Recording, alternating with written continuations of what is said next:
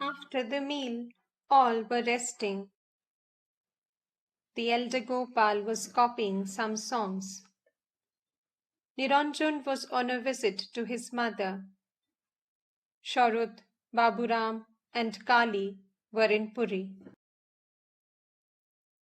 Narendra, with one or two brothers, left for Kolkata.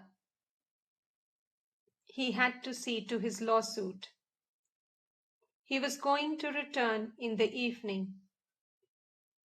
The brothers could not bear his absence. In the afternoon, Robindro arrived, looking like a mad person. He was barefoot and had only half of his black bordered cloth around his waist. His eyeballs were rolling like a madman's. All asked him anxiously what was the matter.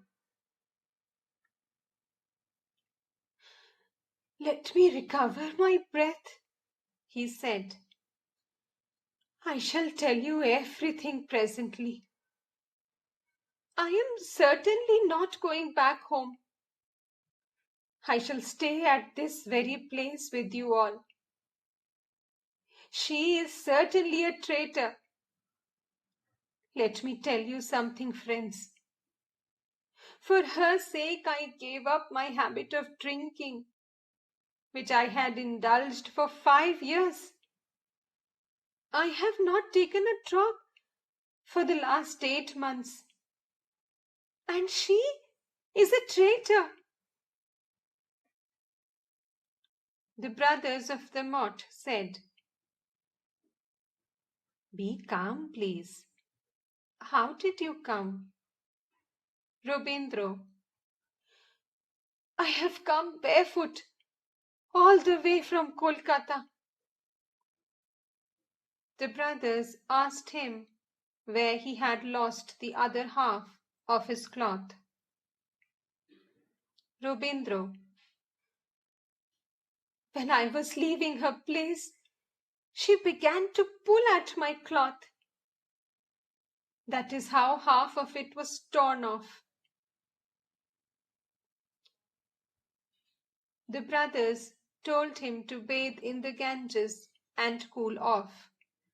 Then they would hear his story. Robindro belonged to a respectable Kayastha family of Kolkata. He was 20 or 22 years old. He had first met Sri Ramakrishna at the Dakshineshwar temple and had received his special blessing. On one occasion, he had spent 3 nights with the master. His disposition was very sweet and tender, and the master had loved him dearly. Once he had said to Robindro, "You will have to wait some time. You have to go through a few more experiences. Nothing can be done now. You see, the police can't do much just when the robbers attack a house. When the plundering is almost over, the police make their arrests." Robindro had many virtues. He was devoted to God and to service of the poor. He had many spiritual qualities, but he had walked into the snare of a prostitute. Now suddenly he had discovered that the woman was being unfaithful to him. Therefore he had come to the mott in this dishevelled state, resolved not to go back to the world. A devotee accompanied Robindro to the Ganges. It was his inmost desire that Robindro's spiritual consciousness should be awakened in the company of these holy men. When Robindro finished his bath, The devotee took him to the adjacent cremation ground, showed him the corpses lying about, and said,